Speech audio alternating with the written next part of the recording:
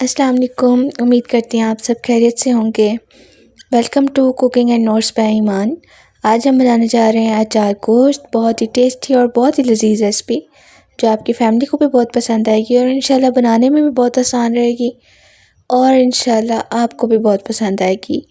तो recipe start करने से पहले आपसे एक रिक्वेस्ट है कि हमारे चैनल को ग्रो करने के लिए हमारा साथ दें और इसे सब्सक्राइब करना मत भूलिएगा। अपनी फैमिली से भी शेयर कीजिएगा। एक प्याली हमने बाउल लिया, उसमें हमने 1 टेबलस्पून अचार गोश्त ऐड कर दिया। अचार गोश्त मसाला ऐड कर दिया। ये मसाला आप अपने टेस्ट के अकॉर्डिंग कम या ज़्यादा भी कर सकते हैं। अगर आपको ज़्यादा मिर्चों वाला खाना पसंद है तो आप ज़्यादा ऐड कर लें। अदरक, मिर्च और लहसुन का हमारे पास पेस्ट है। उसके अलावा हमने 2 से 3 अदद बड़े साइज़ के टमाटर लिया, उनको बिल्कुल बारीक चॉप कर लिया। 1 kg हमारे पास चिकन है। अब एक कढ़ाई में हमने ऑयल ऐड कर लिया है। ऑयल के अंदर हम अदरक, लहसुन और मिर्चों का जो पेस्ट रेडी किया हुआ था वो हम फ्राई कर लेंगे। लो टू मीडियम फ्लेम पे हम इसको फ्राई करेंगे। लो टू मीडियम फ्लेम पे फ्राई करने से ये होता है कि जलता नहीं और इसका टेस्ट ख़राब नहीं होता। जब इसका कलर चेंज हो जाए और लाइट लाइट खुशबू आपको आने लगे तो फिर आपने उसमें चिकन ऐड कर देना है।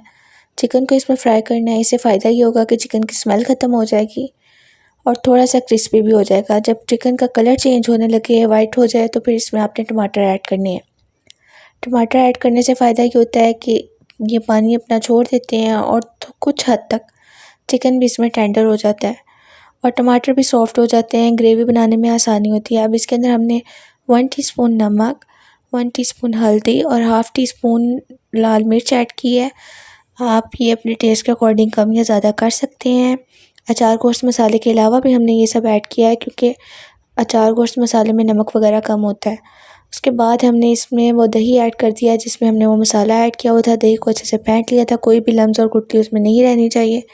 वो दही ऐड करने के बाद हमने इसको थोड़ी देर के लिए कवर कर दिया है।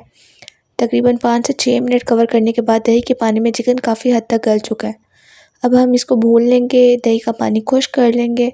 हम इसको इतना फ्राई करेंगे, इतना रोस्ट करेंगे कि ऑयल अलग हो जाए और इसकी बहुत ही अच्छी सी खूबसूरत सी शक्ल आनी शुरू हो जाए।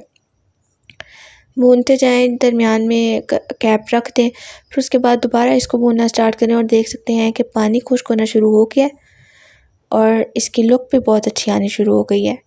जब इस फॉर्म में आ जाए कि पानी खुश्क हो रहा है, ऑयल अलग हो रहा है, तो फिर आप इसके अंदर थोड़ा सा पानी ऐड कर देंगे। पानी आप ग्रेवी बनाने के लिए ऐड करेंगे और साथ ही साथ इसमें थोड़ा थोड़ा ऑयल भी ऐड करते जाएंगे। ऑयल ऐड करते जाएंगे, पानी ऐड करते जाएंगे और उसके भूनते रहेंगे यहाँ तक कि आपकी फेवरेट जो भी लुक है, जो प्रेजेंटेशन आप चाहते हैं वो ना आ जाए। अब इतना हम इसको भून चुके हैं कि ये बहुत अच्छे से गल भी गया है और इसके अलावा इसका टेस्ट बहुत अच्छा आ चुका है। अब इसमें हम उतना पानी ऐड करेंगे जितनी हमें ग्रेवी चाहिए।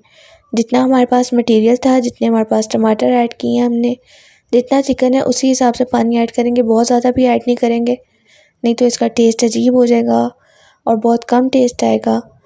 अपने टेस्ट के अकॉर्डिंग और अपने जितनी आपने सर्विंग देनी है उसके अकॉर्डिंग आप पानी ऐड करेंगे। इसके बाद हम इसको कवर कर देंगे। तब तक कवर करेंगे कि पानी थोड़ा खुश्क हो जाए और इसकी लुक अच्छी आनी शुरू हो जाए। तकरीबन 5 से 6 मिनट ही हमने इसको मज़ीद कवर किया। उसके बाद देख सकते हैं अल्हम्दुलिल्लाह बहुत अच्छा बन के तैयार हो गया। हमने इसको पहले दम पे रखा हुआ था और अब देखिए सूखी मेथी से हमने इसको गार्निश कर दिया है। विदाउट अनियन या अचार गोश्त बहुत अच्छा बन के तैयार हुआ है। आप अपनी फैमिली से ज़रूर शेयर कीजिएगा। हमें भी कमेंट में बताइएगा कि कैसा तैयार हुआ है। किसी भी टॉपिक पे अगर आपको नोट्स दरकार हो या कोई रेसिपी आपको चाहिए हो तो हमसे लास्ट में कांटेक्ट कीजिएगा। मिलते हैं आपसे नेक्स्ट वीडियो में। सब्सक्राइब कीजिएगा। इजाज़त दीजिए। अल्लाह हाफ़िज़।